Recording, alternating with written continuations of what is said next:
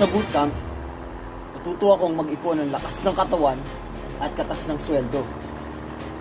Iba na pag ikaw ang inaasahan ng pamilya at ng bayan.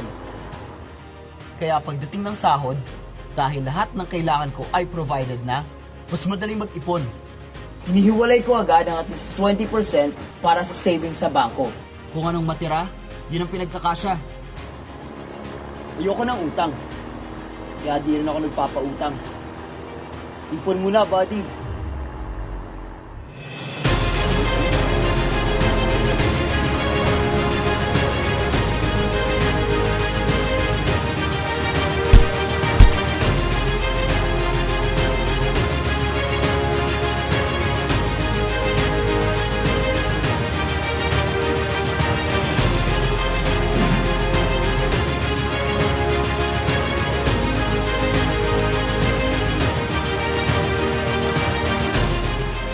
I love setting trends.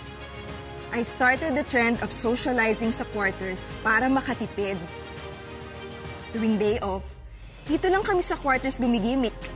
Chip in sa lahat. May karaoke lang o movie marathon, okay na yun.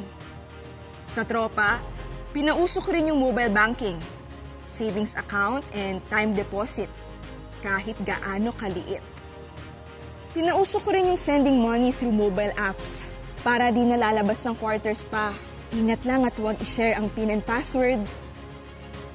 Saving money is all about making the right choices and using tools that make it all convenient.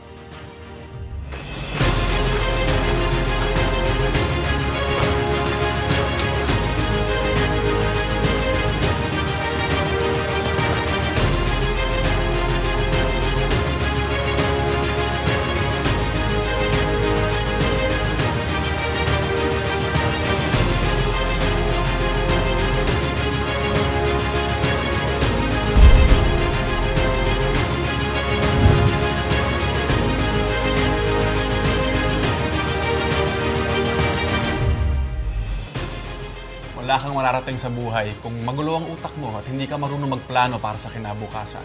Tulad na lang halimbawa sa pagmamanage ng pera mo. Dapat marunong ka mag-budget. Kung hindi, gagastos ka lang ng gagastos at talagang hindi makakapagtipid. Yung needs versus wants, malinaw dapat yun. Ano ba ang mga bagay na talagang mahalaga para sa iyo? Habang bata ka pa, kailangan may direksyon ka. Ano ba ang mga bagay na iyong pinaglalaanan? Bahay? Negosyo? Kotse? Kahit ano pa yan, kaya yan basta maparaan. Iwasan ang luho at huwag kang mangungutang kung di naman kailangan.